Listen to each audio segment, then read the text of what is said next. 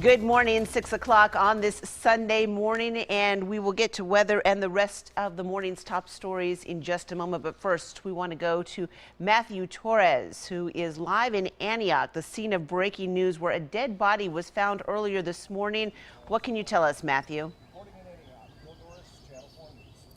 Well, so far, police were called out here just around 3:30 this morning after a neighbor found the body just on the side of the street. We are on Mount View Circle, just near Mount View Road, again, here in Antioch. And so far, we have several detectives now here on scene. And what's really tricky is that they just found the body. They're still trying to work on the motive to see if there is any.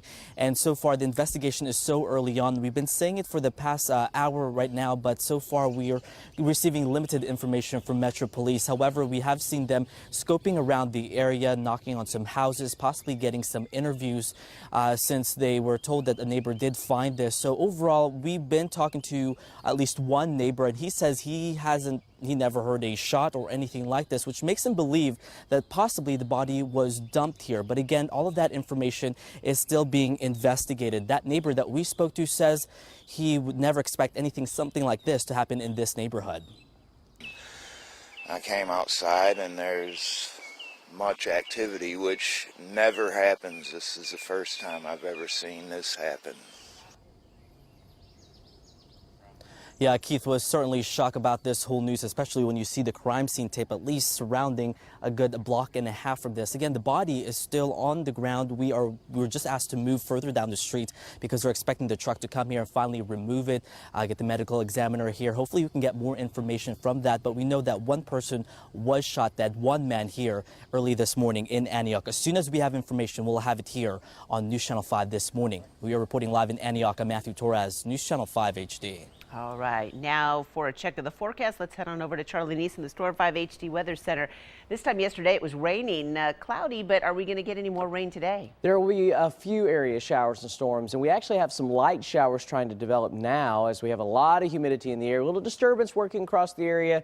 And because the disturbance isn't all that strong, we're not seeing much in the way of heavy rains, but some light showers trying to develop. Certainly warm and humid. You can tell that it's the middle of May out there, 70 degrees to start the day.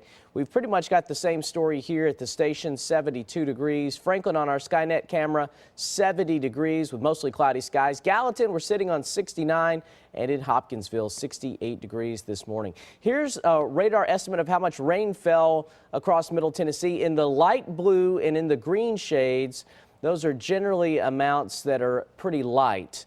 For instance, here in Nashville, we had 0.09.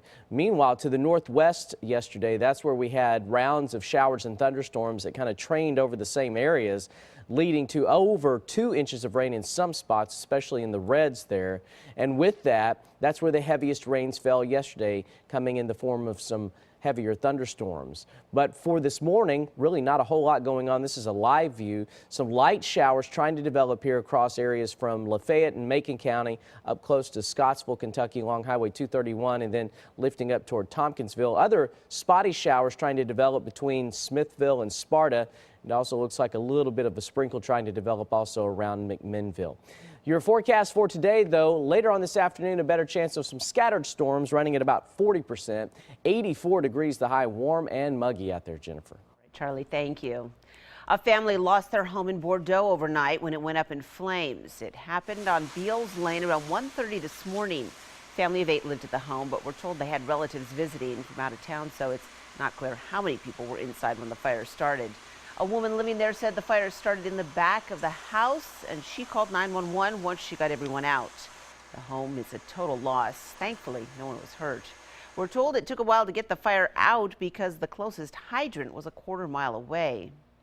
An AT&T store was heavily damaged after a car plowed right into it early this morning.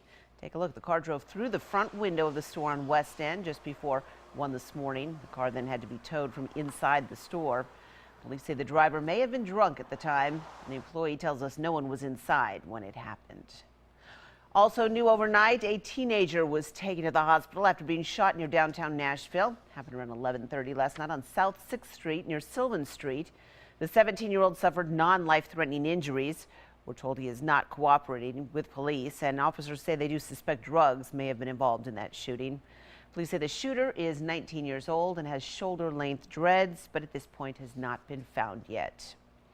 A Mount Juliet police officer stopped a man suspected of drunk driving as he tried to get on the interstate the wrong way. We're told around 11 o'clock last night, the officer noticed Robert Benter turn off Providence Way onto I-40 East going westbound. Fortunately, the officer was able to stop Benter before he hit any other drivers. The 56-year-old was arrested and charged with DUI. We're told officers found a 40-ounce open beer bottle in the passenger seat of Benter's car. We now know who was driving the wrong way in yesterday morning's fatal accident on I-40.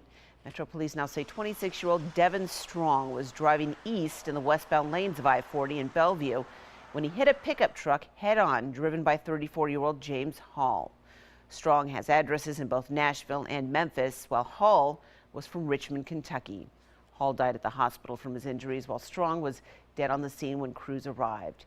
It's not clear just why Strong was driving the wrong way on the interstate. Police say they found no evidence of alcohol or drugs at the scene.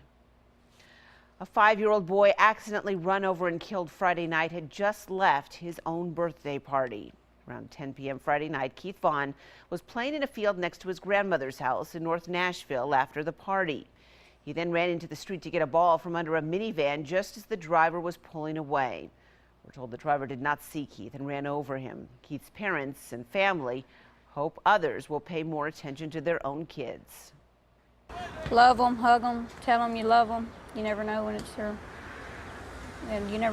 your time to go. We're told no charges will be filed against the driver in the accident. A GoFundMe page has been set up for the family. We have more information on that on our website, newschannel5.com. Sounds fans got a whole lot more than they paid for at last night's game. The Sounds took on the New Orleans Zephyrs in the first of a 4-game series here in Nashville. Game started at 6:35 and did not end until just after midnight. Instead of the usual 9 innings, the team played 18 innings. This was the second longest game in franchise history. The longest was May 5th, 2006, when in another game against the Zephyrs, the Sounds lost 5-4 in a 24-inning marathon. Unfortunately, the Sounds also lost last night's game 7-5. Game 2 of the series starts this afternoon at 2:05. Tickets are still available.